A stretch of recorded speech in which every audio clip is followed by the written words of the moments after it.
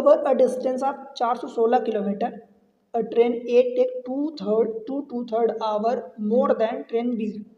ठीक है, 416 किलोमीटर की दूरी तय करने में ट्रेन ए को ट्रेन बी से 2.3 घंटे अधिक लगते हैं। ट्रेन ए को ज़्यादा लगते हैं। ठीक है, यदि ट्रेन ए की गति दोगुनी हो जाए तो वह बी से 1.3 घंटे कम लेती, यहाँ पर कम समय लगाएगी। तो ट्रेन ए की गति बतानी किलोमीटर पर घंटे में। ठीक है, देखो मैं आपको इसमें दो तरीके बताऊंगा, एक नॉर्मल तरीका, बेसिक तरीका। देखो बेसिक तरीका भाई इसलिए बताता हूँ कि आपको अगर मान लो ट्रिक नहीं आई तो फिर आपसे क्वेश्चन छूटे ना। देखो मान लो कि ट्रेन बी का हमें टाइम नहीं पता, वो बार बार कंपेयर कर रहा है ट्रेन बी से, तो ट्रेन बी को मैं मान लेता हूँ कि टी टाइम लग रहा है। ठीक है, तो पहला जो केस है वो ट्रेन ए के लिए बोला है कि अगर ट्रेन 416 किलोमीटर की दूरी तय करने में ट्रेन ए को बी से 2.3 घंटे अधिक लगते हैं, तो पहले केस में ए को कितना टाइम लगेगा, ट्रेन बी से 2.3 घंटे ज़्यादा लगेगा, मतलब टी प्लस 2.3 ये टाइम ए को लगेगा।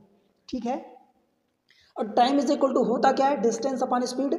डिस्टेंस कितनी 416 किलोमीटर, स्पीड कितनी है भाई अभी नहीं पता, तो मैं ट्रेन ए की स्पीड को ए ही ले लेता हूँ, कोई ठीक प्रॉब्लम तो नहीं है। चलो ये रहा पहला इक्वेशन। दूसरे केस में बोला यदि ट्रेन ए की गति दुगनी हो जाए तो वह बी से 1.1/3 घंटे कम लगाएगी।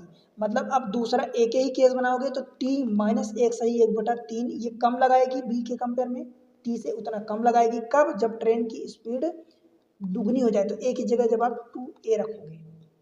बोलो भाई कोई प्रॉब्लम है क्या?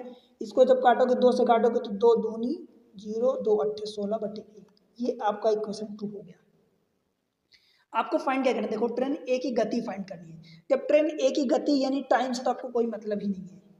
ए की गति मतलब ए फाइंड करना है, ए को हमने स्पीड ही लिया है, तो आप एक में से दूसरे को माइनस कर दो।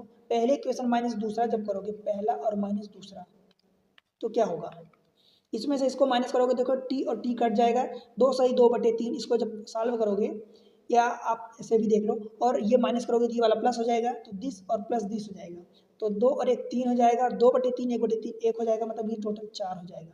समझ आया कैसे मैं किया भाई, 2/2/3 ये है, प्लस 1/1/3 ये है, 2 में 1 जोड़ोगे तो ये 3 हो गया, 2/3 और 1/3 ये भी 1 हो गया, मतलब 3/3 का मतलब 1, तो 3 और 1 4 ये हो गया।